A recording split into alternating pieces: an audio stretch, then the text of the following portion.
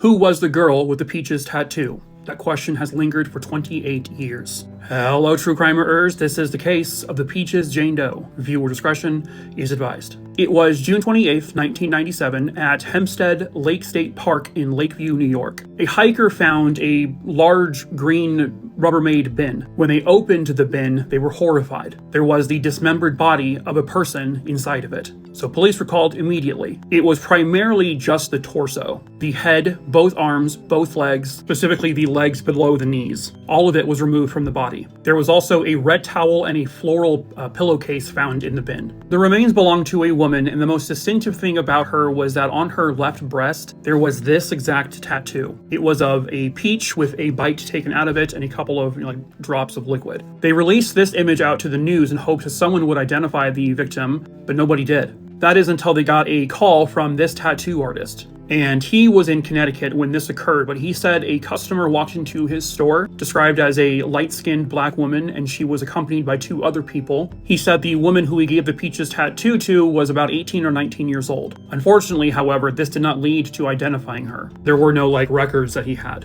Fast forward now to 2011 on Jones Beach. Skeletal remains were found in that area buried, and they would later be identified as belonging to Peaches Jane Doe. Right around that same time, just down the way, east of Cedar Beach near Gilgo Beach, the remains of a young toddler were found. They would end up learning through DNA testing that the young girl found was the daughter of the Peaches Jane Doe. But still, nobody has identified them. I can't seem to find any confirmed composite drawings of the woman and the girl. But these were all the items that were found with the two sets of remains. There's jewelry, you can see the floral pillowcase, the red sheet, and then that's the exact bin. So now this is where the torso was found in 97. Then you can see it's about a 31-minute drive to the Gilgo Beach area. There is some rumor or belief that Peaches and the young girl were victims of the Lisk killer, the Long Island serial killer, or the Gilgo Beach killer, who is allegedly Rex Heuermann. He was arrested in 2023 for the serial killings known as the